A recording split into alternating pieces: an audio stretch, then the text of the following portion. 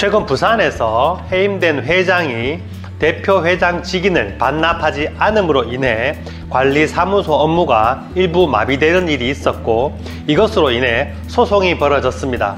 해임된 대표 회장이 직인을 즉시 전달하지 않은 행동이 업무 방해가 될 수 있는지 한번 알아봤습니다.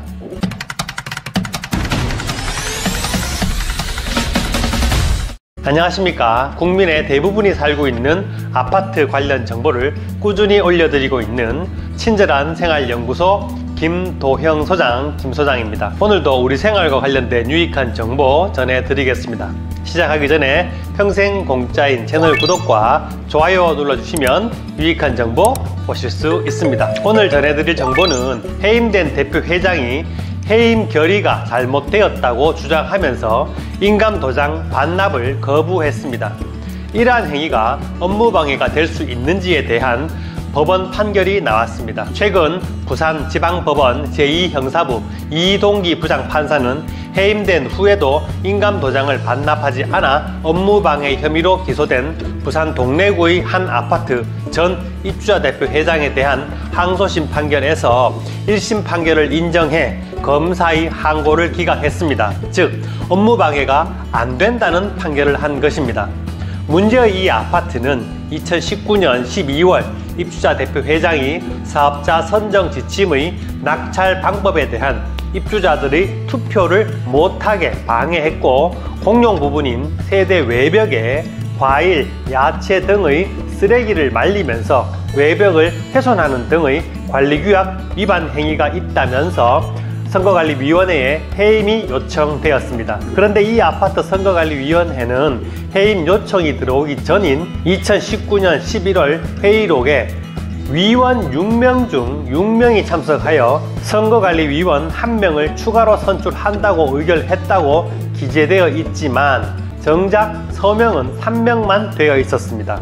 관리규약상 선거관리위원의 숫자는 7명인데 서명된 사람을 기준으로 하면 과반수 찬성이 되지 않았기 때문에 이날 의결은 부결되었다고 볼 수 있겠죠. 그리고 다음 달인 12월 선거관리위원회 회의록에는 위원 7명 중 6명이 참석하여 선거관리위원 1명을 새로 위촉하고 이어 선거관리위원장까지 위촉한다고 적혀 있지만 서명은 이번에는 4명이 했습니다.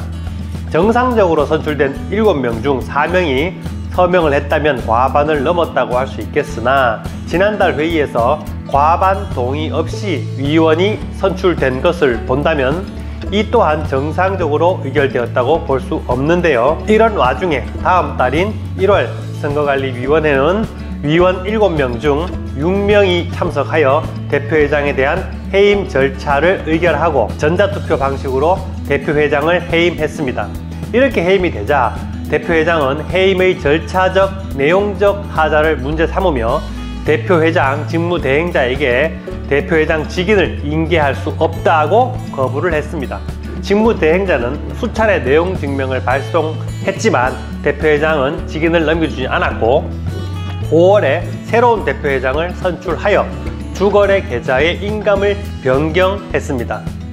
검찰의 기소장에는 회장 직무대행자가 대표회장에게 여러 차례 회장 직인 인계를 요구했지만 인계하지 않아 관리직원의 급여, 세금, 유지비 등을 지출하지 못하여 업무를 방해했다고 되어 있습니다.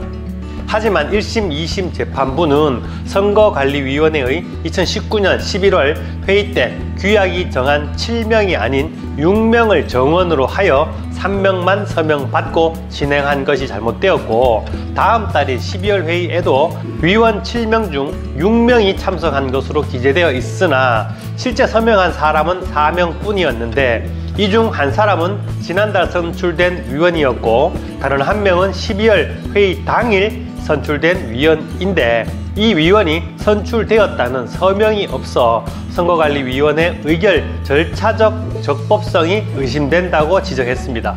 따라서 이러한 절차적 적법성을 이유로 대표회장이 직무대행자에게 직인 인계를 거부한 것은 있을 수 있는 행동이라고 설명하고 있습니다. 또한 직무대행자는 대표회장에게 내용 증명을 발송하는 것 외에 회장 업무 집행과 관련된 가처분이나 소홀을 제기하지 않았고 관리규약상 후임 회장을 60일 이내에 선출할 수도 있었지만 아무것도 하지 않았다.